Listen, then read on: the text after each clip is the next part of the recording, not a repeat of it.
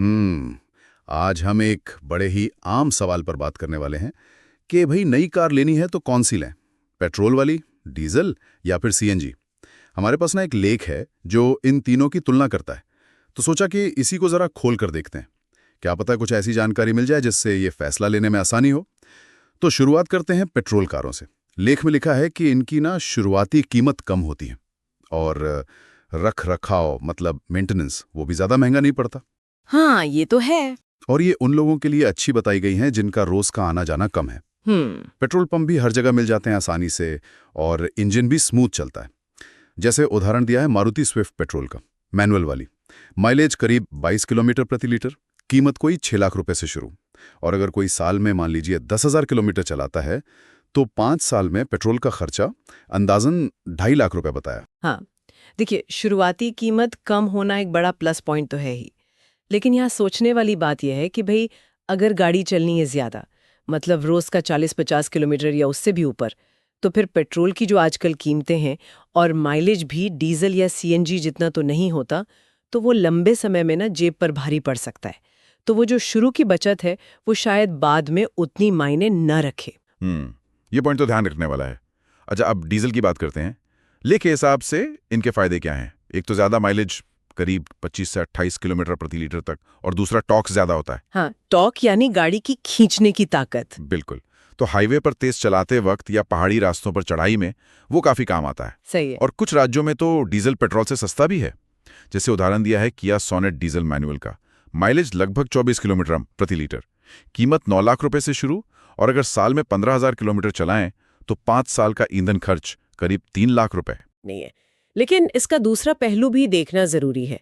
एक तो डीजल गाड़ियां पेट्रोल वाली से करीब 1-1.5, कभी-कभी 2 लाख तक महंगी होती हैं। हाँ, ये तो है। फिर इनका मेंटेनेंस भी ज्यादा होता है पेट्रोल के मुकाबले, और इंजन में थोड़ी आवाज और वाइब्रेशन भी ज्यादा महसूस होती है। अच्छा। और सबसे बड़ी बात जो आजकल ध्यान में रखनी पड़ती है वो है दिल्ली एनसीआर जैसे शहरों का नियम, जहां डीजल गाड़ियों पर 10 साल की लिमिट है। ओह हाँ, वो 10 साल वाली बात। जी, ये सिर्फ एक नियम नहीं है, ये आपकी गाड़ी की रीसेल वैल्यू और आप उसे कब तक इस्तेमाल कर पाएंगे इस पर सीधा असर डालता है। और क्या लगता है आपको, ये 10 साल वाला नियम क्या ये दूसरे शहरों में भी आ सकता है आगे चलकर? देखिए, जिस तरह से पर्यावरण को लेकर चिंताएं बढ़ रही हैं और नियम सख्त हो रहे हैं, तो इसकी संभावना से इनकार तो नहीं किया जा सकता।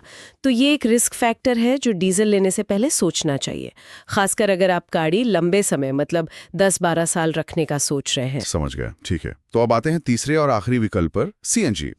लेख कहता है कि इसका सबसे बड़ा फायदा है फ्यूल की कीमत, करीब 70 रुपए प्रति किलो के आसपास। हाँ, काफी सस्ता है पेट्रोल डीजल के मुकाबले। बिल्कुल, इससे गाड़ी चलाने का खर्च बहुत ही कम हो जाता है। माइलेज भी जबरदस्त है, करीब 30-32 किलोमीटर प्रति किलो तक मिल जाता है जी। और ये पर्यावरण के लिए भी कुछ बेहतर मानी जाती है। जैसे इसमें मारुति वैगन आर सीएनजी का उदाहरण है।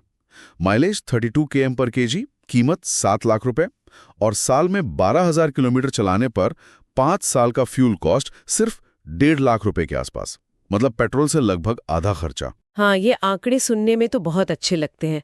चलाने का खर्च वाकई बहुत कम है। लेकिन सीएनजी में भी कुछ बातें हैं जो ध्यान रखनी होती है। पहली बात, सीएनजी किट वाली गाड़ी उसी मॉडल की पेट्रोल गाड़ी से करीब 80,000 से 1 लाख रुपए तक महंगी होती है। अच्छा, तो शुरुआती लागत थोड़ी ज्यादा है। जी। दूसरी बात, वो जो बड़ा सा सिलेंडर होता है ना पीछे, हाँ, बूट में। हाँ, तो उसकी वजह से बूट स्पेस मतलब डिक्की में सामान रखने की जगह काफी कम हो जाती है। ये तो दिक्कत है, खासकर लंबे सफर पर। बिल्कुल। तीसरा, सीएनजी पंप अभी भी पेट्रोल पंप जितने आम नहीं है। शहरों में तो फिर भी मिल जाते हैं, पर हाईवे पर या छोटे कस्बों में ढूंढना पड़ सकता है। और चौथा, गाड़ी का पिकअप मतलब वो जो शुरुआती तेजी होती है वो पेट्रोल या डीजल के मुकाबले थोड़ी कम महसूस हो सकती है, खासकर एसी चलाकर या गाड़ी में ज्यादा लोग हों तो। तो यहाँ ना सवाल ये उठता है कि क्या ये जो पैसे की जबरदस्त बचत है वो पंप ढूंढने की थोड़ी बहुत परेशानी, कम बूट स्पेस और हल्के कम पिकअप के सामने क्या वो ज्यादा भारी पड़ती है? ये सोचना पड़ता है। तो फिर ये लेख आखिर में क्या सुझाव देता है, मतलब निचोड़ क्या है? देखिए, लेख का निचोड़ कुछ इस तरह का है। अगर आपका सालाना चलना बहुत ज्यादा नहीं है, मान लीजिए 8,000 से 12,000 किलोमीटर के बीच, तो शायद पेट्रोल कार ही सबसे सही है। शुरुआती कीमत कम, मेंटेनेंस आसान। ठीक है। अगर आपका सालाना चलना ज्यादा है, जैसे 15,000 से 25,000 किलोमीटर, और इसमें हाईवे का इस्तेमाल भी काफ़ी है। और हाँ, आप ऐसे इलाके में रहते हैं जहां डीजल पर कोई पाबंदी नहीं है या आने वाले सालों में लगने की उम्मीद कम है, तो फिर डीजल के बारे में सोचा जा सकता है, उसके माइलेज और टॉर्क के फायदे देखते हुए। ओके, और सीएनजी? और अगर आपकी रनिंग मेनली शहर के अंदर ही है, रोज का 30, 40, 50 किलोमीटर, और सबसे ज़रूरी बात, आपके घर या ऑफिस के आसपास सीएनजी पंप्स आसानी से मिल जाते हैं, तो फिर सीएनजी आपकी जेब के लिए सबसे अच्छी दोस्त साबित हो सकती है। चलाने का खर्च बहुत कम पड़ेगा। तो मतलब कोई एक सीधा सा जवाब नहीं है कि यही बेस्ट है। ये तो पूरी तरह से इस पर निर्भर करता है कि आपकी ज़रूरतें क्या है, आपकी जेब कितना साथ दे रही है, गाड़ी कितनी चलनी है, कहाँ चलनी है, रखरखाव का बजट क्या है, और हाँ, आपके शहर के नियम क्या कहते हैं। बिल्कुल सही कहा आपने। ये पूरी तरह से एक व्यक्तिगत फैसला है। आपको अपनी ज़रूरतें, अपनी प्राथमिकताएं देखनी होंगी। अच्छा, जाते जाते ना एक और बात सोचने के लिए छोड़ जाती हूँ। हाँ, बताइए। आज हमने पेट्रोल, डीजल और सीएनजी की बात की। ये तीनों